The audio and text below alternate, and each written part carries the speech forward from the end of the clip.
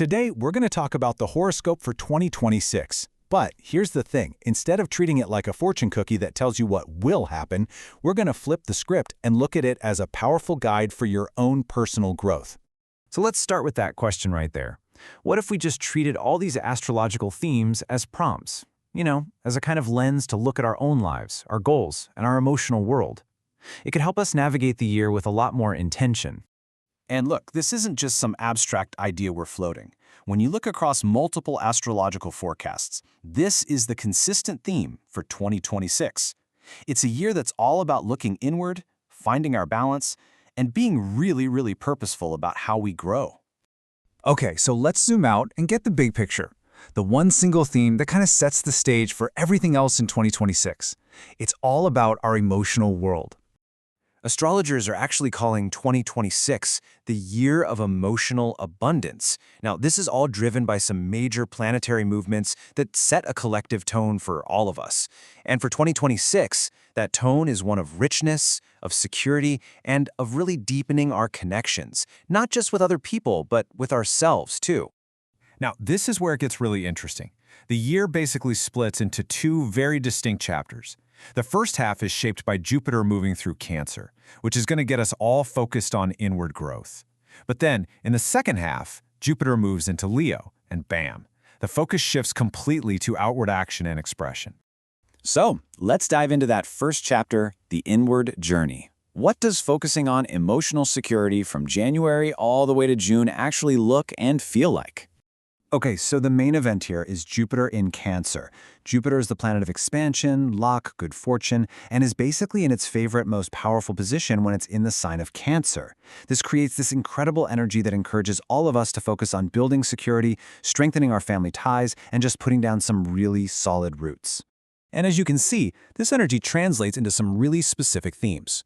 During this time, we're all prompted to create more safety and comfort in our lives. You might find you really thrive when you're helping other people, or that you're deepening your emotional bonds, or even just finding a ton of solace in creative hobbies. It's a perfect time for taking a good, hard look at what truly matters to you. All right, so we've spent a solid 6 months building up our inner foundation. Now what? Let's jump to the second half of the year and see how this energy starts to build and shift from that quiet, inward reflection to bold, outward expression.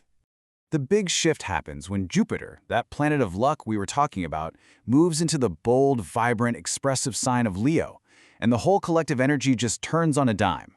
All that inner strength and emotional security we've been quietly cultivating is now ready to be shared with the entire world. The themes here are just so dynamic.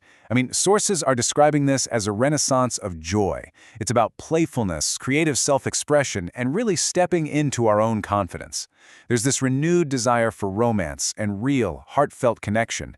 Any of that sluggishness we might have felt in the first half of the year, it gets totally replaced by a surge of action and adrenaline. So, we've got these big, year-long cosmic themes. That's great, but how does that translate into practical, day-to-day guidance? Let's zoom in and use a specific weekly horoscope for Leo as a case study to see how these huge energies get boiled down into advice you can actually use. So for this 1 week, the theme is Inner Strength Becomes Visible. This is a perfect example of that shift we were just talking about, where all that internal work you've been doing finally starts to show up on the outside.